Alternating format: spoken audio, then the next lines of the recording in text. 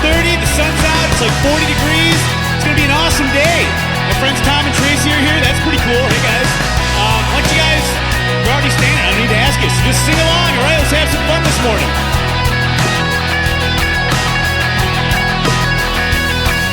It's coming on the cloud, kings and kingdoms will bow down. Every chain will break, his broken hearts declare his praise. For who will stop the Lord Almighty? Our God is the Lion of Judah. He's roaring with power and fighting our battles. Every knee will bow before him. Our God is the Lamb that was slain for the sins of the world. His blood breaks the chains.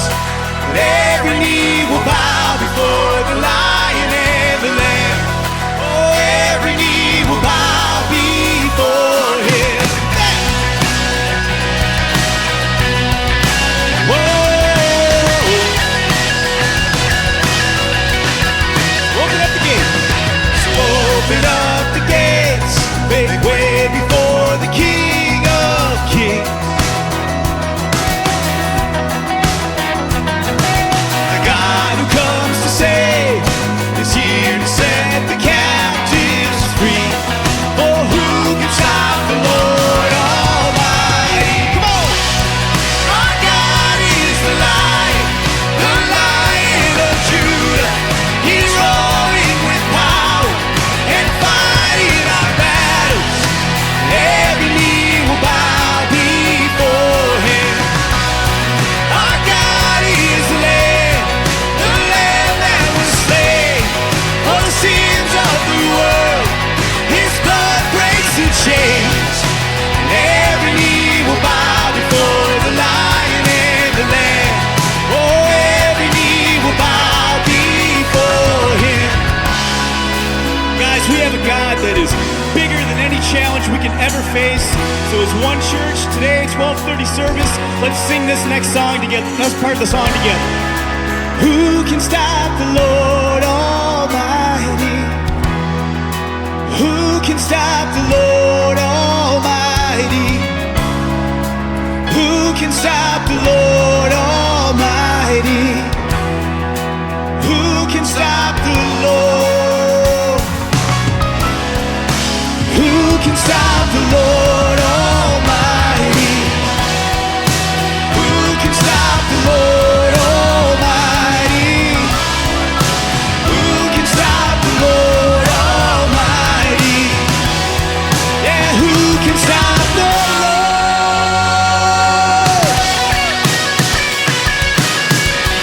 Let's go, every voice! Our God is the Lion of Judah. He's roaring with power and fighting our battles. Every knee will bow before him. Our God is the Lamb that was slain for the sins of the world. His blood breaks the chains. Every knee will bow before the Lion and the Lamb. Oh, every knee will bow before him.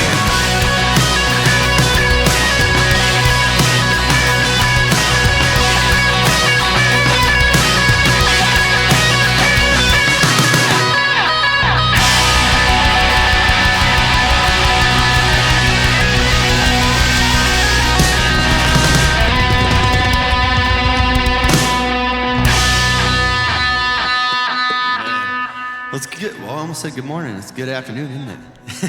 It's good to see you guys. We're actually going to be singing a new song here in a second, and I want to talk about it a little bit because, I was thinking about it.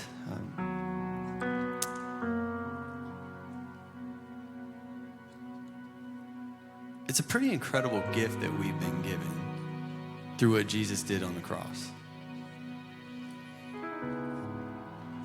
And as we're going into this Easter season, and we posture our hearts towards that direction, we often remember his death. And I think it's cool because we don't just get to remember his death, but we get to celebrate the victory that he had over death, that he conquered death.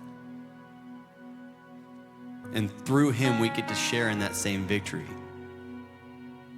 And therefore, we get to have what I would consider true freedom. And I don't know about you guys, but that's something to celebrate. So we're going to go ahead and do that as we sing.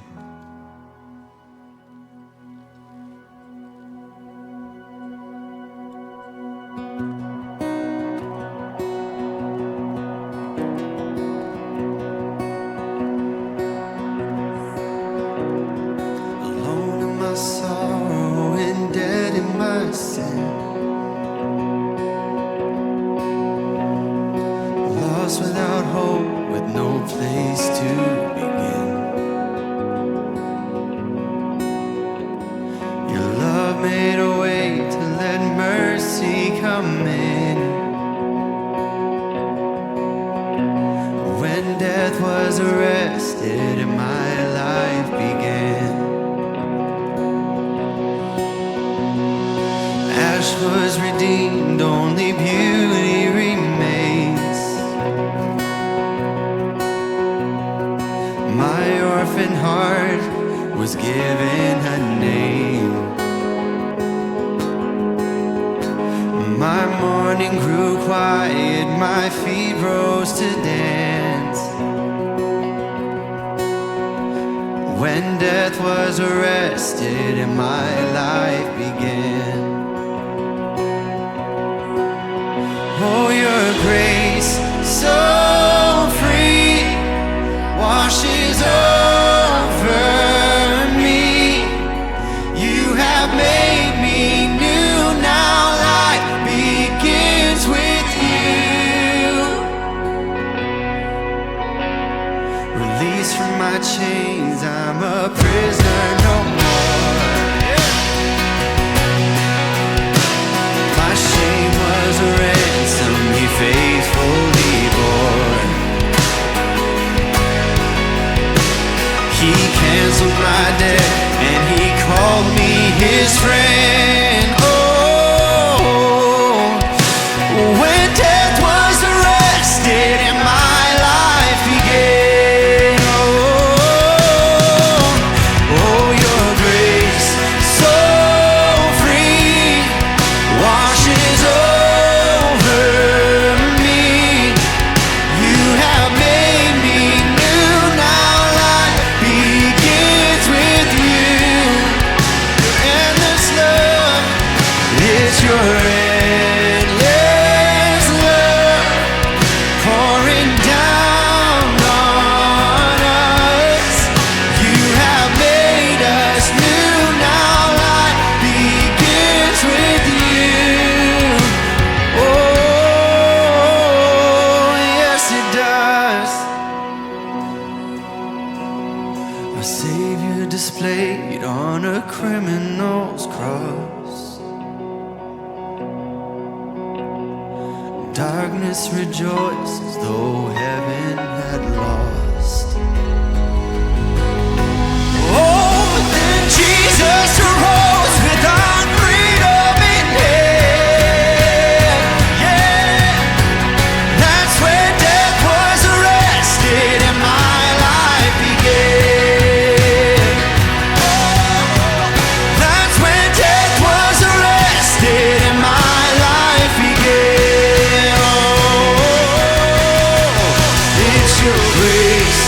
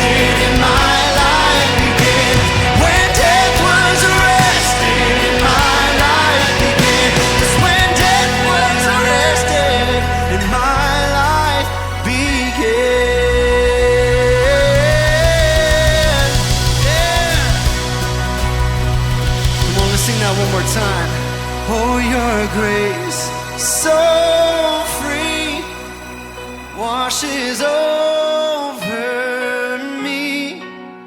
You have made me new. Now life begins with you. Come on, you sing. It's your end pouring. Yeah. You have made us new. Now life begins with you. Jesus, you have made us new. Now life begins with you. Yes, you have made us new. Now life begins with you. Oh, yes, it does.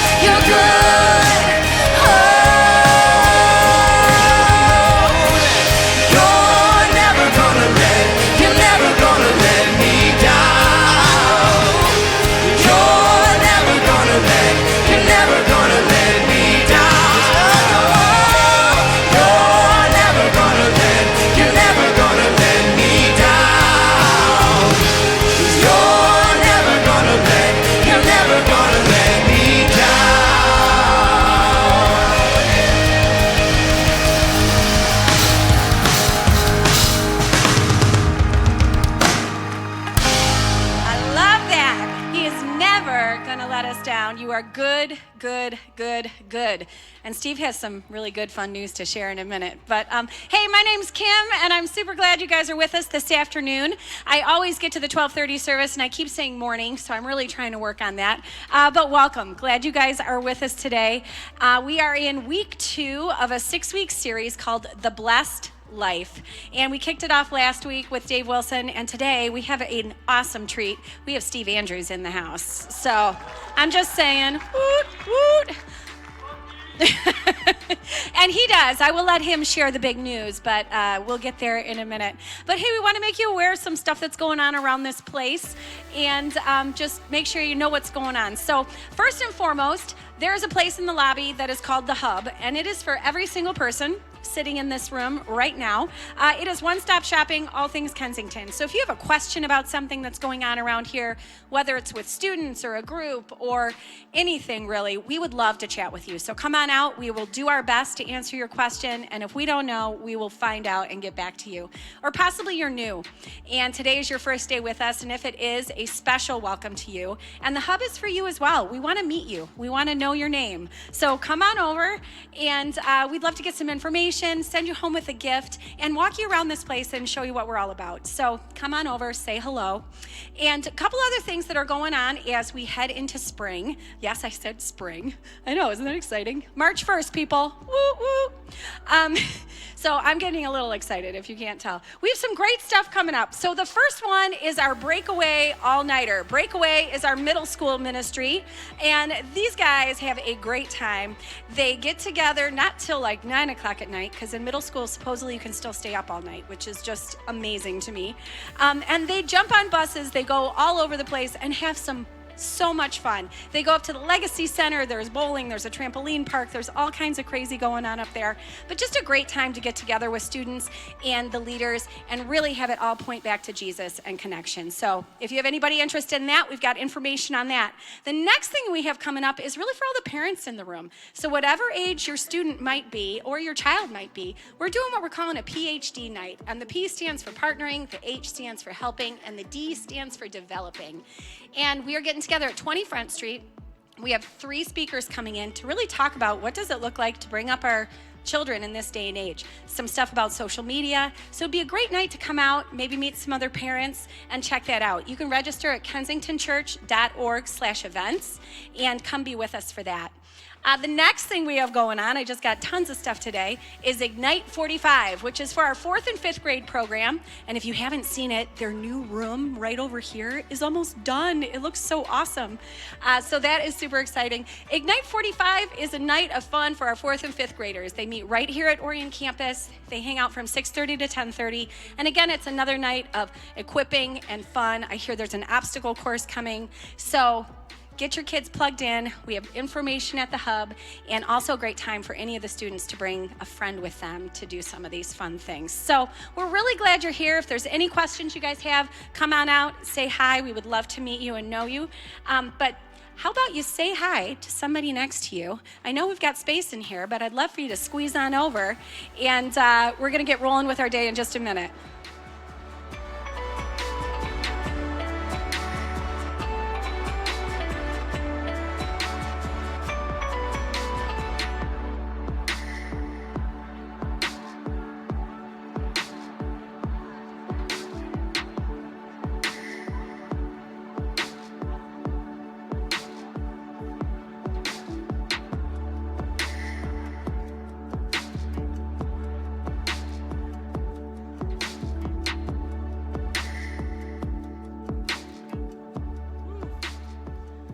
All right.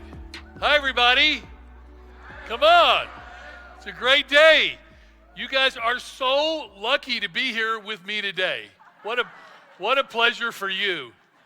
Actually, March 1st, 2020 will live forever in my heart as an amazing, one of the best days of my whole life. This morning, I got a text message from our oldest daughter that she thought she was going into labor and for us to be ready to get the other 2 kids. And so there she is, Janie Lynn. But here's the crazy part, you guys. She's 9 pounds, 5 ounces, which our family doesn't do. All of my kids were like scrawny little things, like whatever. And That's supposed to be funny. And all of a sudden we got a big chunker. We've never had a monster 9.5-pound baby before. So, but here's the cool part. Our daughter said, I think I'm going to labor, so be ready. So at about 7 o'clock, they're heading out to the car. The kids are getting ready to go over to the neighbors. Lindy has 2 hard contractions and has the baby right there. And my Cam, some of you know, my son-in-law Cam Underdown was youth director for years, and he's just an amazing guy. He's one that leads the ministry to the international students at OU, all that stuff. Has the baby right there. And so he's Dr. Cam Underdown. So you can see her. Janie's got the vernix all over, the white all over. She literally was born 5 minutes before that. The EMT showed up, cut the umbilical cord. Anyway, she's safely resting in St. Joe's Mercy right now. So how about it? Great day? And I was thinking about the incredible privilege of the blessed life. And it hit me after the last service. Sue Ollie came down to congratulate me. Sue and Paula, my wife, and I have been friends with Sue since the first year we came to Faith Church back in December of '86. And Lindy, who had the baby today, was 3, and she was never able to stay through a church service. They'd always have to call out because she'd be screaming and crying. Sue took her in to her 2- and 3-year-old Sunday school class, and Lindy never had a problem ever again. And so I'm thinking of this incredible woman my daughter is, and I'm looking at a woman that invested in our daughter when she was 2 and 3 years old. And you just realize the blessed life when you give your life away. Like Sue didn't know what she was doing, but she literally was such an influence in creating this amazing woman as my daughter. And I thought that's part of what the blessed life looks like. So it's so fun to teach this series because we are giving a gift to you to say, how do you live your best life? What does that look like? Because that's what God intended for you to do.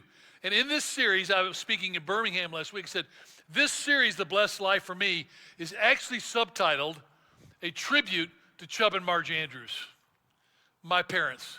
Because I grew up in a home where I watched 2 people live the most remarkable life. And I'm going to tell you a little bit about them today, because a lot of you here will know that story.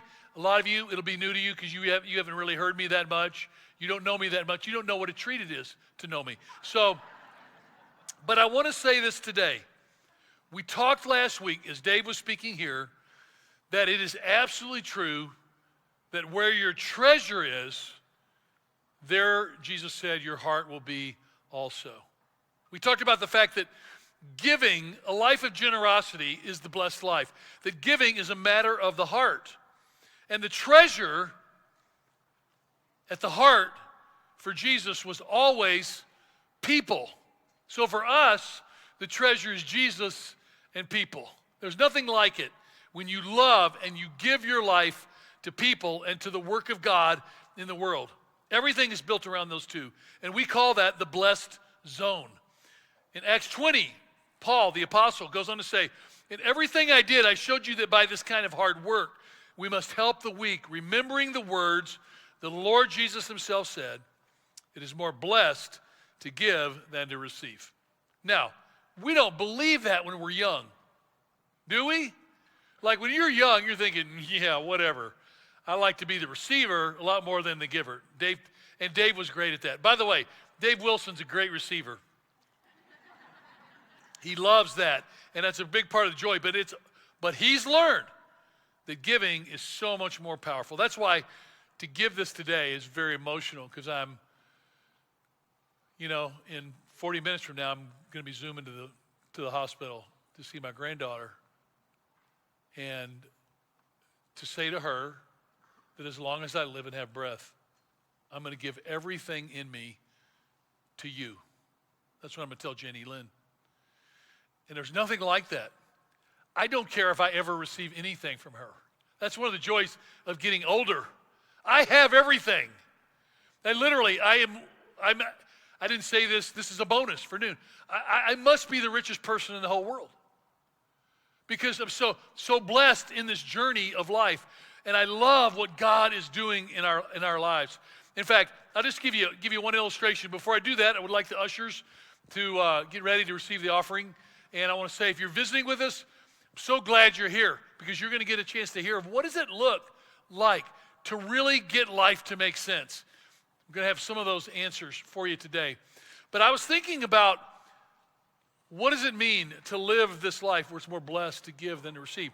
I just went to Kenya, and some of you won't know, but we're involved deeply to the tune of millions of dollars every year in 10 global ministries around the world, where we start churches and we start movements. And by the way, if you're new, this offering's not for you. Let it go by.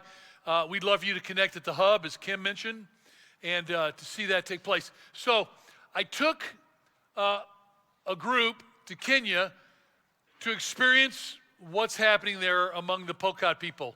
And if you know, we're up to, I think we're closing in on 200 wells, bringing clean water to hundreds of thousands of people among the Pokot. But here's the moment I want you to remember. We got up early one of the mornings. We drove down the worst road. I just can tell you, you've never been on a road until you've been in West Pokot. And the cool part is, when you go, you'll never complain about Michigan. Michigan roads will be the greatest roads forever and ever for the rest of your life. But you go to Pokot, I mean, you know that handle on the SUV, on the Land Cruiser? There's a reason they have handles. And they're for places like West Pokot. So we're going down this road, and we stop at we have the GPS for one of our wells, and it's at a school. And the sun is just coming up, and it's one of the few places in West Pokot that's fairly verdant.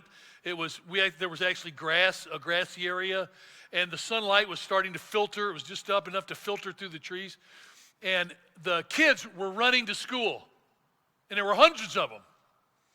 And in northwest Kenya, the Pokot people are very, very closely connected to the different tribal groups that win the gold medals that they run. And every one of these kids they're all barefoot, but they're in their beautiful uniforms. They're clean. They're running, and I'm looking, and I'm thinking, I should get that kid's name. He's going to win a gold medal someday in the 1,500 meters. And these kids are running, it's like their feet aren't even touching the ground. It's amazing. I appreciate that, because I'm like the biggest clodhopper on planet Earth. And there were these two boys running, two like 6, 7-year-old boys running, and man, they were sprinting. It was like, and I'm just having fun, and I'm like, hey, like, come on. And they thought I was like going to get them, instead like I was pretending like I was going to run with them. And man, you talk about two kids exploding in speed. They're probably in counseling about it now. And the principal came down, and I said, what has happened in this school? Can you tell me? He goes, well, 2 years ago, there were 60 kids that went to this school. And twice a day, they would walk 3 miles in one direction to get water and 3 miles back. And then later in the day, they would walk 3 miles again and walk 3 miles back. So 8 months of the year, they're walking 12 miles a day for water. And so the school day was interrupted, nothing's working. And then we asked him, so what's happening now? He says, well, now we don't have 60 students. We have 320.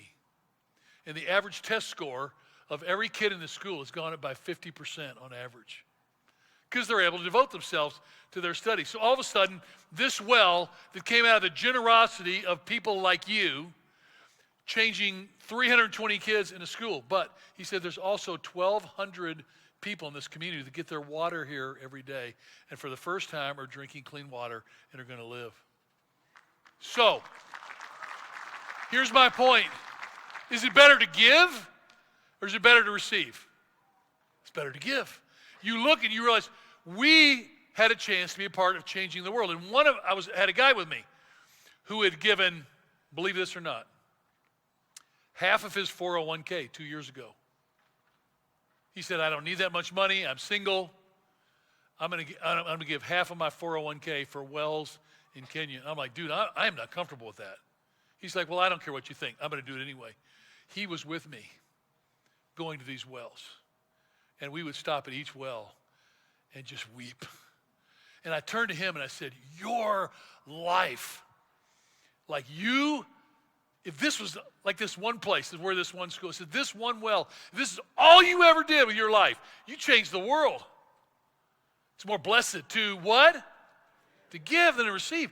This is how we were made to live. This is where the joy in life is found. And so today, I want to give you a test. Oh, by the way, that same day, this is incredible, that same day, we drove to one of the 130 new churches that we've helped start among the Pocot in the last 9 months. 130 new churches. And this one was on the worst road I've ever been on. We got to a river. It was rainy season, and so we crossed this river at flood stage. The water was ankle deep. Guys, now I'm trying to be funny, and you're not helping me. Flood stage, and then we cross, it's ankle deep. Oh, thank you. I'm going to punch a couple of you in the face in Christian love. And then we start walking, and we walk about a mile. And after about a mile, we hear drum beating. We walk another mile. Here's a church in the middle of nowhere, and there's tree branches or the bench or the pews. Killed my butt. The sacrifices I've made for Jesus Christ in the world, sitting on his hard bench. It's a joke. Anyway, another terrible joke. Okay, just forget the jokes. Here's this amazing church of 50 people, and they're singing and they're giving praise to Jesus Christ. And this young guy, John, stands up. He's the pastor there. This young, really handsome young Pocot man. He goes, listen, and he's talking to his own congregation. They've just been in existence for 3 months, started by another church on the other side of the river. He goes, there's a village 6 kilometers north. And he says, we are going to start a church there. And there's a church right here, and we're going to start a church here. And there's a church in the mountains, beautiful mountains, just a mile away, maybe 2 miles away. He goes, there's a village right at the foot of the mountains, and the leopards, still packed with leopards in this mountain. They come down and kill the livestock and the goats all the time. So we're going to plant there. He had 6 places where his little community of 50 people were going to plant churches.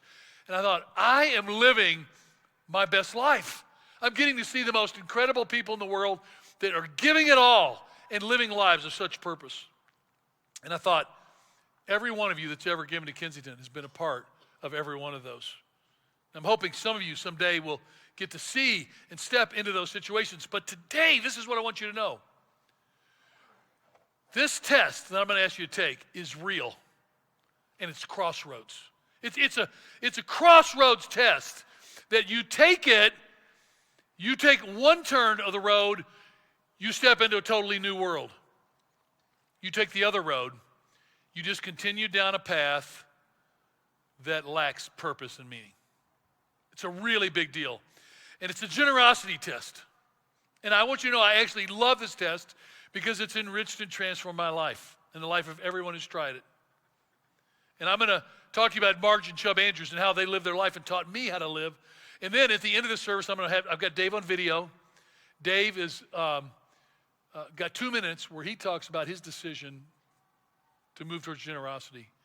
And unlike me, it was just like breathing. That's what I grew up in. For Dave, it was terrifying because it was a crazy step of faith. So I want you to see the contrast between the two of those.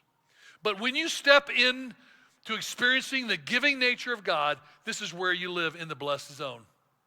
This is why it's so funny today to have a new granddaughter, and my son-in-law came under down, delivered her in the house with the other 2 kids watching. What a crazy day. But I want you to know something about Cam. A lot of you know him or have heard of him. He started the international ministry at OU. He's an amazing guy. I tell him, Cam, in a million years, I would have never picked you to be my son-in-law.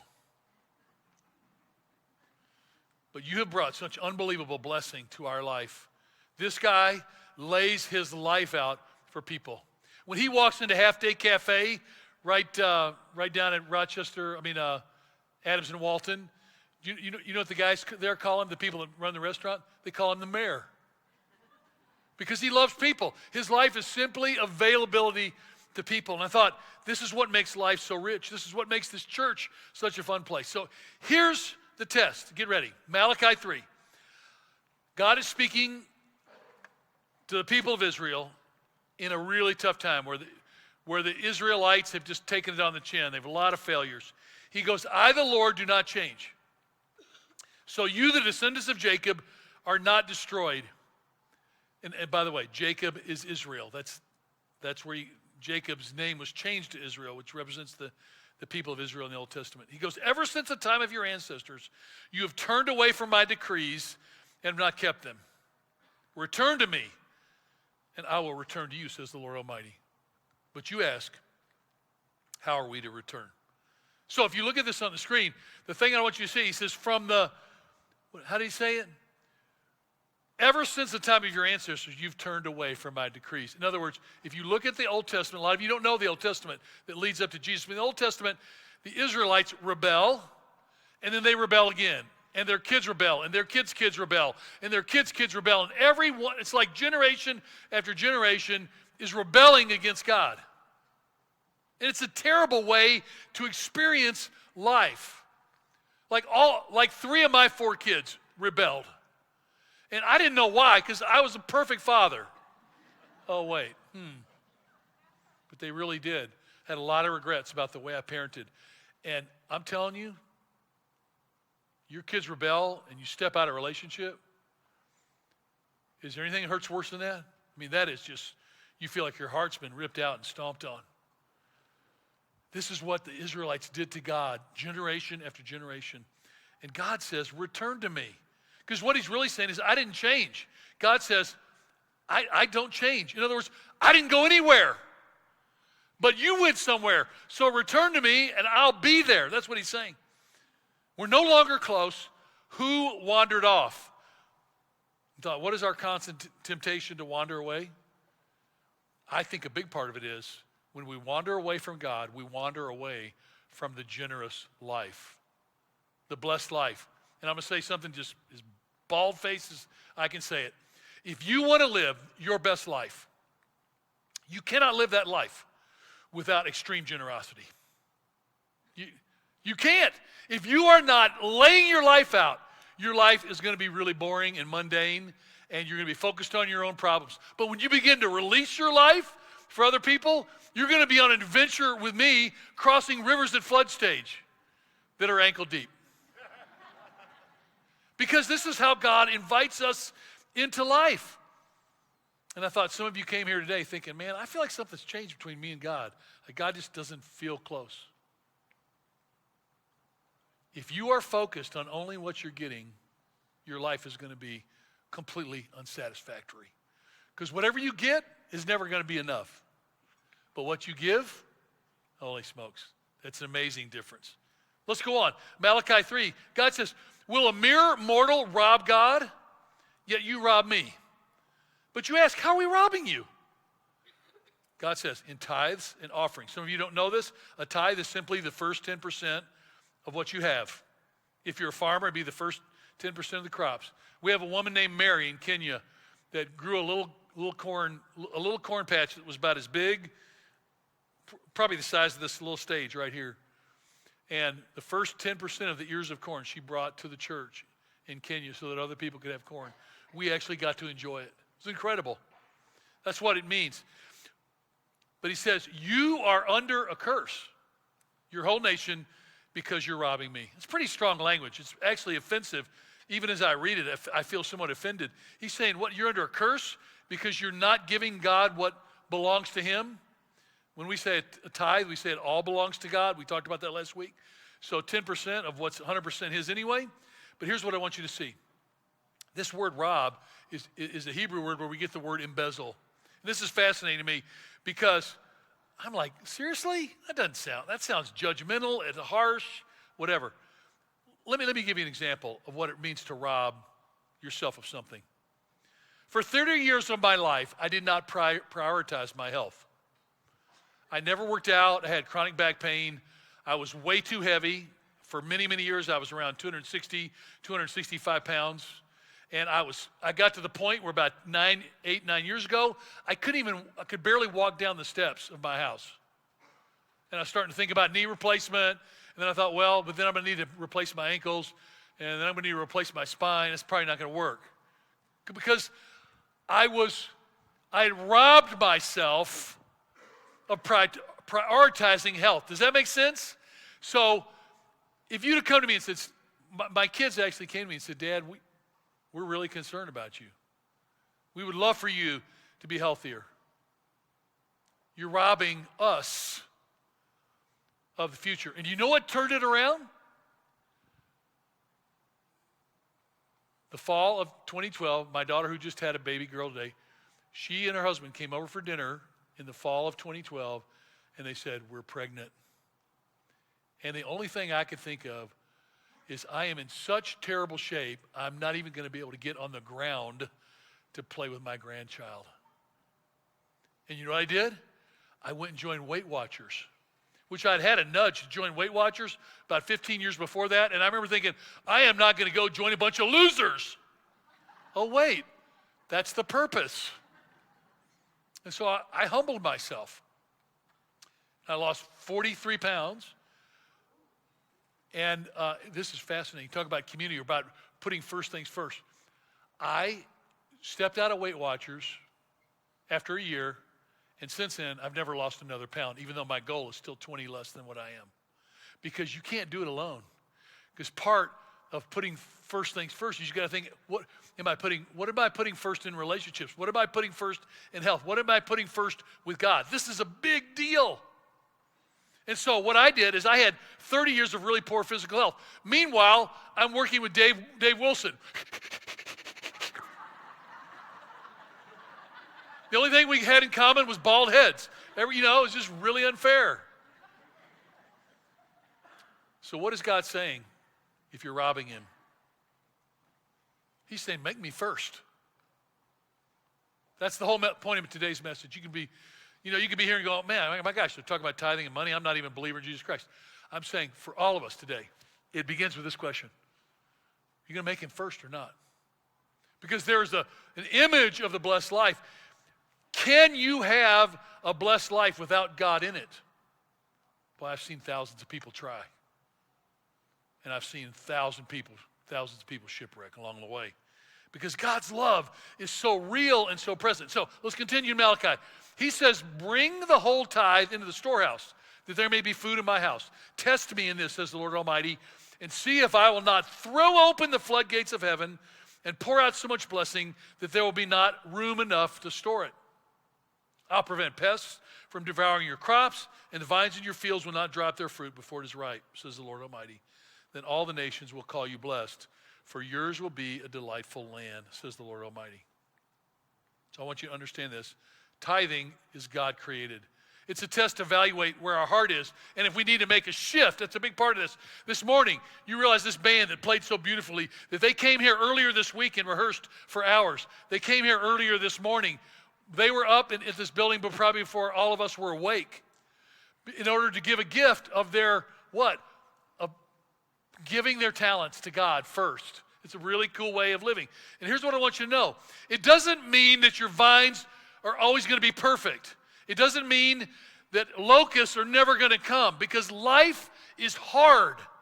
But what Jesus is saying is, you put me first, I'm going to be with you in the journey, no matter what it is. Because listen, everybody's going to have downturns. Everybody's going to have 2008 and 2009 in their rearview mirror. And it's funny thinking about that this week. I've talked to people that are panicked about, oh my gosh, right? If you have money in the stock market, people freaking out. It's another advantage not to have that much money. Robert Morris, in his book, The Blessed Life, says tithing is not a law. It's life.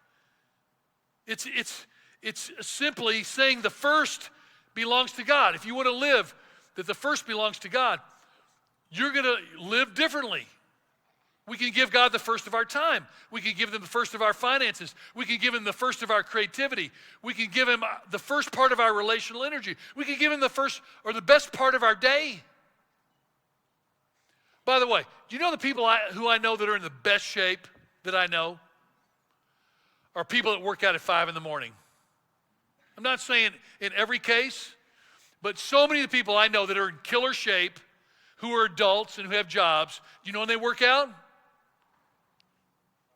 5 in the morning, because they got to go to work. They get their butts out of bed, men and women, and they go and they discipline and they punish their body, and therefore, most often they're the healthiest people I know. Because they put it where? Say it out loud. They put it first. Whatever you put first is where your heart is. And so with this is amazing. God says, I'm going to give to you first. And therefore, of everything that I've given you, I want you to return to me the first part. And then I want you to trust me to redeem the rest. It always requires faith to give the first part. The first portion is the portion that redeems the rest. If God is first in your life, okay, I'm just telling you, I'm not saying this to be, I'm not judging anybody. I'm just trying to help you understand how life works. This is how life works. If God is first in your life, everything will eventually come into order. And even when it's disordered, his presence will bring peace and stability to your life, even in the greatest chaos. But if God is not first, nothing will come into order. Your marriage won't come into order, your health, your finances, your family, your job, your career, your ministry, nothing will come into order. It's just the way we're made. So let me go back to my health. So in 2012, after I realized I had a granddaughter coming, I made a commitment to eat healthier and to lose weight. I joined Weight Watchers, which I had resisted for years. When you start to really make decisions, you evidence this power to people of how awesome you are. And so I started every day, just to impress people, I started carrying my lunch with me, my meal that I was going to eat throughout the day. And I'm like, I'm Steve Andrews, and I'm pretty awesome. Oh, yeah, you were admiring that, weren't you? That's my lunch bag. It's part of my power leadership style. Are you kidding me? I'm like 55 years old. I'm carrying this around? This is ridiculous.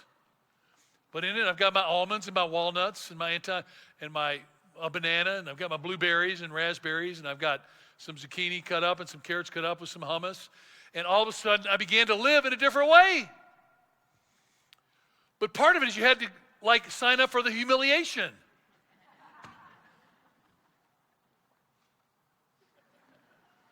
And I started to feel better. Last year, I made a commitment to get healthier and stronger. And for the first time in my life, I got a physical trainer, Christine, who trains people over Fitness 19. And right at Tinkin and Rochester Road. And she kicked my butt. And after about 3 months with her, I was feeling better than I had felt since I was in my 20s. And Paul says, you're like a new person. And I had also started to eat anti-inflammatory, so almost all the pain in my knees and joints was gone because I wasn't eating all the poisonous food that was messing up anybody who has osteoarthritis, as they get older. But guess what happened? In June, I got busy with mission trips, and I do a lot of traveling around the world and had all this thing. And I stopped going in. I stopped seeing Christine twice a week, started seeing her once a week. And then pretty soon I started seeing her once every 2 weeks, and then I started seeing her once a month. And then the last 3 months, I haven't seen her at all. And guess what? I feel terrible compared to where I felt last year. And then I started cheating on my anti-inflammatory diet. And I've gained 9 pounds back. Because I'm not doing what? Putting first things first. And I thought, a lot of you, your marriage is struggling like crazy. But when was the last time you went out? We got a date night coming pretty soon. We have several of the campuses. When was the last time you took your spouse out and you're sitting across having dinner and you're like, I don't even remember why I liked you in the first place. By the way, Wednesday night, date night, right here, midweek. Dave and Ann are going to talk about resolving conflict. Paula and I were going to come, but we've never had a conflict, so we're probably not going to come. Yeah, believe that. Here's the powerful thing. When my kids came to me and said to me, Dad, we'd love for you to get healthier and stronger, I can do what people in the church do when you talk about money. People go, oh, you're so judgmental. All you want is this or that. But instead, my kids were saying this out of love. They're saying, Dad, for us to enjoy the future, you need to be healthy. And I'm saying to you today, as a friend who loves you, I'm so old, it doesn't matter what you do or not do with what I say today. What I'm telling you is that this is a rule and a principle of life, that generosity is the blessed life. But you've got to be intentional about it. And funny, Robert Morris, in his book, he says, in 35 years of ministry, he said, every person I've ever met who tithes has the same testimony. Every person that doesn't tithe has the same testimony. Without exception, tithers say, I'm blessed. God has blessed me. Every non-tither always says the same thing. I can't afford to tithe. I can't afford to give the first 10%. So this got me thinking about my mom and dad, Marge and Chubb Andrews. My dad was a number one man in the University of Tennessee golf team. He was just kind of a university frat boy, playboy, thought he was all that in a bag of chips. And he's running around. He meets my mom, who's a follower of Jesus Christ. He becomes a Christian. They get married. He becomes a doctor. Fast forward to when I'm 6 years old. And I go into my dad's office, and he would once a month, one night a month, he would write checks for all the bills in the family. There'd be Goldsmiths for Mom's shopping, J.C. Penney, the church and all this. And I went in there, I'm 6 years old, just learning to read. And he's got one of these huge check ledger books where it's three checks to a page with the ledger on the side. How many of you have seen these before? Just show of hands. Okay, it means a lot of old people in the room, okay? Because these are, you just don't see these. Do people even have these anymore? I don't know. And he would write checks. And I say, Dad, I remember saying, Dad, what are you doing? One of my earliest memories. He goes, well, I'm paying our bills. And I said, well, show me. He says, well, here's check number 1. First Evangelical Church. I don't remember. I'm going to guess at this, but I'm going to guess $500 or $600. He says, this is, oh, and above it would be the deposit that he had made for the month. This is the money he had made for the month. And then down exactly to the penny, be 10% of that to First Evangelical Church. And they'd say, and then I actually remember the next check. It was to Young Life, which is a ministry to high school kids all over the globe, reaching high school kids for Christ. And it was, again, several $100s. And then there was a check to the Livingston family that were missionaries, no, it's not Livingston, Little Johns, who were missionaries in Italy. And there was a check to them. And it was on down. I remember that it was 10 or 12 or 15 checks. I don't remember exactly. And so at age 6, I started going in every month to read my dad's ledger. He wasn't in there most of the time. I realized that my dad and mom, with my mom's agreement, Dad gave away 50% of their income from the time I was 6 to the time that I was 22. Every year, 50% of their gross income. Here's what I want to say to you. Would it surprise you if I told you that Marge and Chubb Andrews were the 2 happiest people maybe that ever walked planet Earth? And everybody wanted to be around them. Everybody wanted to be in an adventure with them because they were living a life like this. I don't ever remember a night at our dinner table in our home that people from all walks of life would be at our dinner table for every meal. And for those of you who are younger, a dinner table was a place back in the day, people would cook meals. And then they would put the meals in bowls and serving trays, and they would put them on the table, and people would sit down and eat a meal together after a prayer and have a conversation. And after the meal was over, people would stay seated and talk, sometimes for 2 or 3 hours. It's crazy. And if the phone rang, we would let the phone ring. Amazing. 1968,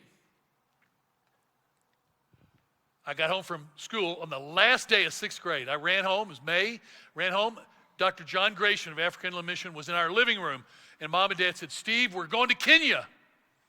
Dad's going to take over the mission hospital in Kenya for a year. Like, really?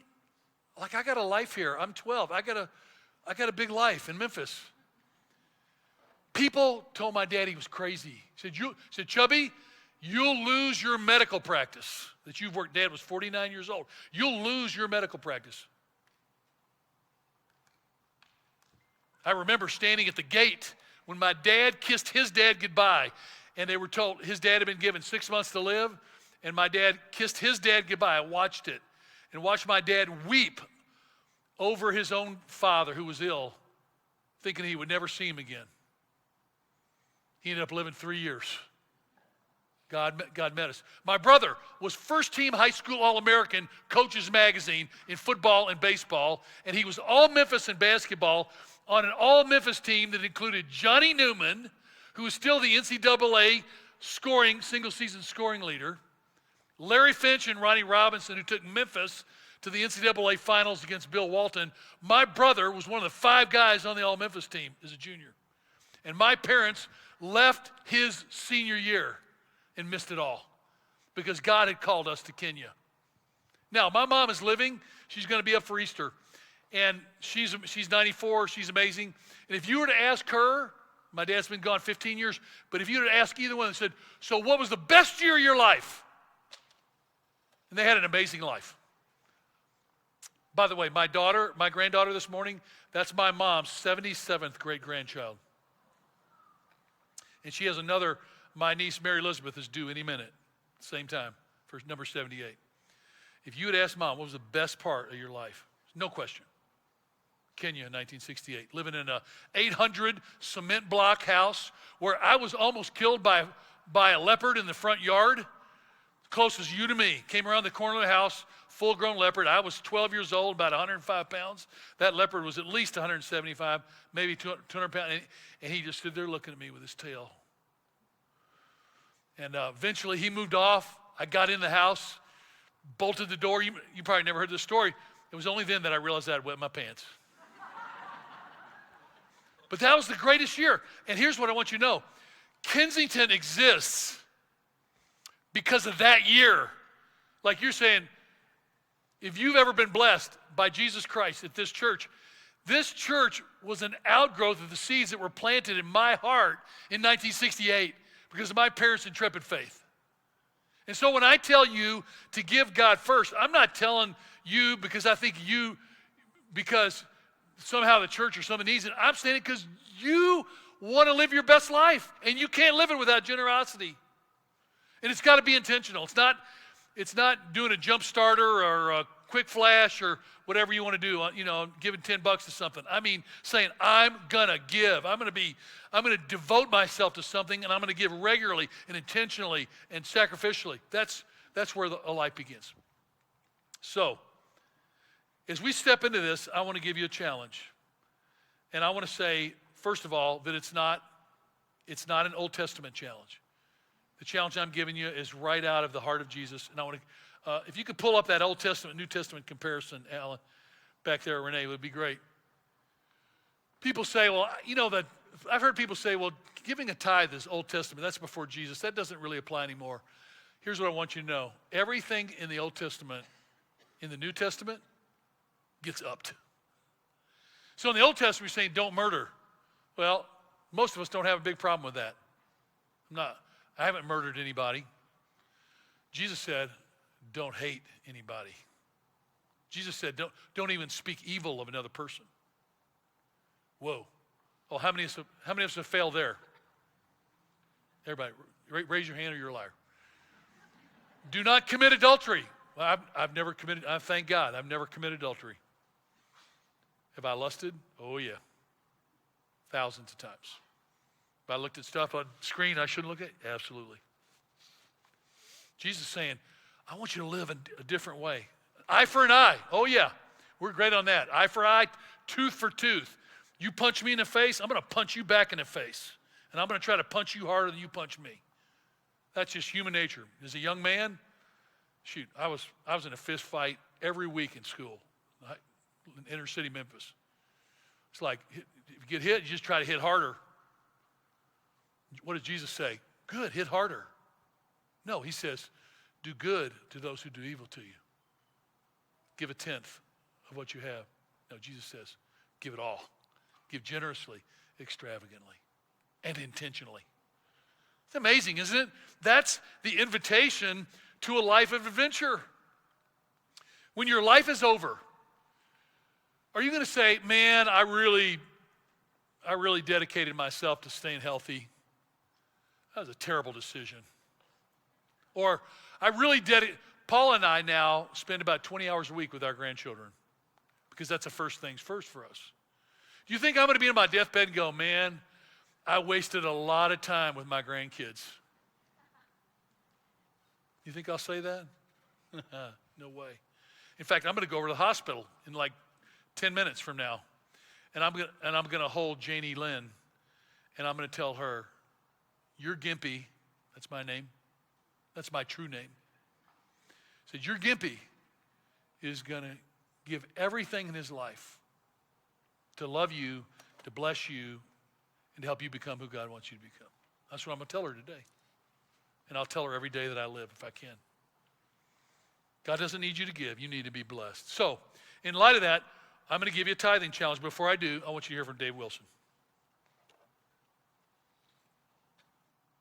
I tell you, one of the scariest things I believe I've ever done in my life is to let go of some of my money and give it to God. I am not kidding. I grew up in a home that was somewhat poor, single mom, didn't have a great income, and so money, my whole life, was something you held on to. You didn't really give it away because there wasn't much of it, and you had to make sure you took care of yourself and took care of the future. And yet, as I became a follower of Christ in college, it was one of the first times I learned that God says to be generous and give your money back to him, that it's all his, and we get to keep most of it, but give some back. It's called the tithe. We've been talking about it in this series. It means a tenth or 10%. I'll tell you what, when Ann and I first got married and we decided as a young married couple, we were going to do the tithe. We were going to give God 10%. I got to be honest, I was scared to death. It's like, we don't make enough money to do that. That's for rich people. And yet we did. And it was scary. And yet we said, okay, we're going to honor God. We're going to obey God in this area. And all I can tell you is 40 years later, God can be trusted. He's met our needs in miraculous ways. He's met our needs just barely. I'm just telling you, 40 years, every month, every week, every day, God has proven himself trustworthy, and it's been the most blessed life you can imagine. There is a joy that you can't experience until you take that risk. You can hear other people talk about it. You can say, I want to do it. The second you say, I'm going to do this, I'm going to test God. It's the only time God ever says, test me, is in this area. Test me and give generously and see if I don't take care of you. And I'm just one guy, but I'm telling you, take this journey, take this adventure. You will discover what we've discovered. God will be faithful. I invite you, join the adventure. Let's go on a ride together. It's going to change your life. I remember 29 years ago when we were still at Faith Church, Dave was teaching a Sunday school class of about 20 young married couples. And we were in an accountability group with Mark Nelson and John Waters, 4 of us. We met every Tuesday morning at 6 a.m. for 2 hours. And I remember sitting in my little office at 1000 West University, downtown Rochester. And I remember Dave weeping because he couldn't pay his bills that month. He was raising money, support through Campus Crusade. And he was like, I just don't know what I'm going to do. And he was weeping. Didn't stop him from tithing. Didn't stop him from being in this incredible journey of faith. Though that same year, you know what he said? We were sharing our dreams and our visions. And I was like, well, I want to start a church that reaches unchurched people. He's like, well, I want to do that too. And he says, I want to be a blessing to married couples all over the world. If someone else would have been sitting like observing this meeting in this little cruddy office, normal people would go, like, you guys are a joke. Paul and I didn't have a car that worked. Dave would have to pick me up the first 5 or 6 years of Kensington. He would pick me up for work. That's how, but I didn't have my lunch bag then. It made me much cooler. But man, when you dream and you decide you're going to lay it all out, what if someone would have 30 years ago, 29 years ago, walked in that little office and Dave says, I want to touch married couples. And somebody walked in and go, Dave, you know what? 29 years from now, you're going to be on the radio with Ann and you're going to talk to millions of married couples every single day.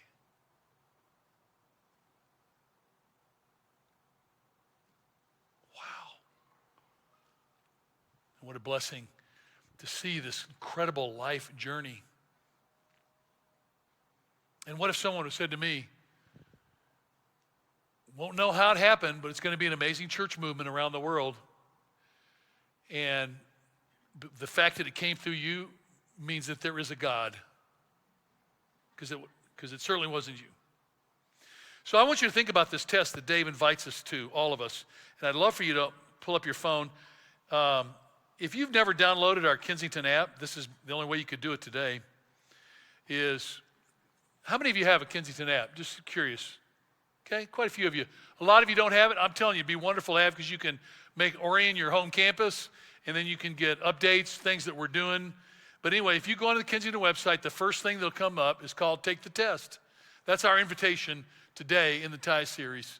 And you click on that, it says Learn More, and it basically lists, I think there's some of the information will be up there, but it's this Malachi 10, put God to the test. Dave says the only time it occurs in the Bible, for 90 consecutive days, give 10% of your income. How do you do it? You sit down and you learn exactly what you make, and then decide what 10% of that is, and then do it. You can sign up and give online. They always say you can give at Kensington on the mobile app in 20 seconds. That's true if you're under 40. If you're over 40, it takes you about 50 seconds. Now again, funny? Not funny? Okay, good, great. And if you don't like it, and after the 90 days, if you don't think it was great, we'll just give you your money back. We've done this plenty of times. And people will come. People say, something happened in my life. I need the money back. Fine. You just have to go through the process. If you go online, there's a list of understand the form. You can go through the details. It'll be right there, and you can sign up for it. No one's going to chase you down. It's not a campaign. No one is going to. It's just a question. Here's the question. Do you want to live a blessed life or not? That's all. That's just it. And so I would say, if you're here today, if you're doing nothing, then start doing something. This is really where faith and math will come together. You say, well, I really feel like I'll hurt my family if I do 10% this week. Well, start with something. 2, if you're doing something, then start tithing. Take the test and see if God enriches your life. And finally, that whole process begins April 1st. We're going to have a lot of fun doing it. If you're tithing, which a lot of us are, then ask God, how do you give more generously to the things that are close to God's heart? This last year at Kensington, we connected 379,000 people just through our global connections to the gospel of Jesus Christ. 379,000 people. If you gave 1 penny to Kensington, then part of that was something that you were a part of. Wells, anti-FGM training, rescuing girls in Nepal, leading people to Christ by leaders who we've had 40 leaders of our Christian church in Afghanistan beheaded in the last 6 years. So you got a better offer? You got a better way to invest your life? Do it. You know, you might say, I'm not even a follower of Jesus Christ. Well, go give 10% to something other than yourself that you think is worth your life investment. But to learn to live the generous life. I'm telling you, no one has ever come up to me. I'm 63 years old. Been doing this for decades. No one has ever come to me and said, man, I just gave too much money away. I just worked too hard on my health. I was too devoted to my spouse. No one has ever said that. Ever. So why don't you think about it? Why don't you take this test? And as we do it, as we wrap this up, we're going to sing a song. It's been a Kensington theme song for a couple of years where we sing to God, you can have it all. The question is, moment of reflection, does Jesus have your life? So as we finish these last few minutes, just simply say, Jesus, I want you to have my life, and I'm going to take a step. Download the app and go do it today. Make a commitment. If you go talk to your spouse about it, say, what in our life is first? That's a question I'll ask any of you in a conversation. What in your life? These beautiful young couple right there. What's first? What's first? And how is it reflected in the 80, 90 hours of 100 hours of awakeness that you have each week? How is it reflected in that? How is it reflected in your life and your communication? What comes first? So Lord, thank you. This is so cool. I want to thank you for this amazing group of people, this amazing journey you invited me in, that you gave me Dave and Nat, you gave me every brother and sister in this room, people watching on the stream, everyone an incredible gift.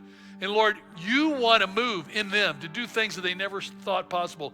You promised that by the power of your Holy Spirit, you would do immeasurably more in our lives than we could ask or imagine. And so do it in people's lives today. Move people, move young people to say, I want to live a life where my life is laid out for other people, where what is given, what is poured out is going to be a life of beauty. As we sing this song, I know what I'm going to think about. I'm going to think about young Pocot students running past a well. I'm going to think about that church 2 miles from nowhere. People worshiping you in a vision of people coming to Christ. I'm going to think about every brother and sister here, every campus, every movement of God, that you're alive and that you've invited us into your adventure. Thank you. In Jesus' name.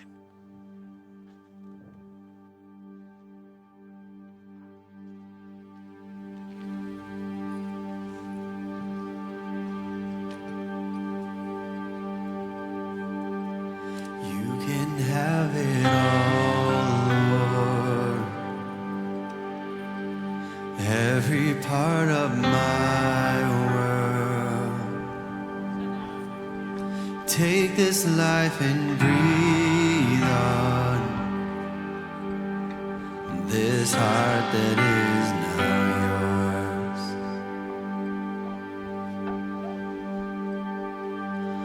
Oh, the joy I found, surrendering my crowns at the feet of the King, who surrendered everything. Oh, the peace that comes when I'm broken and undone.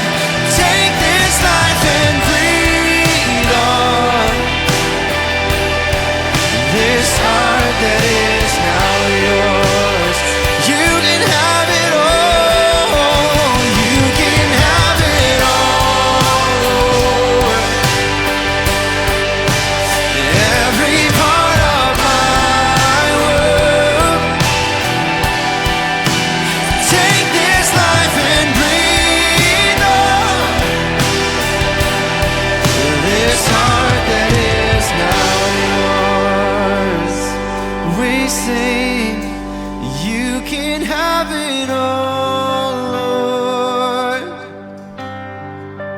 Every part of my world.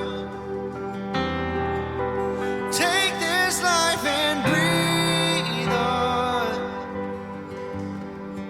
this heart that is now yours.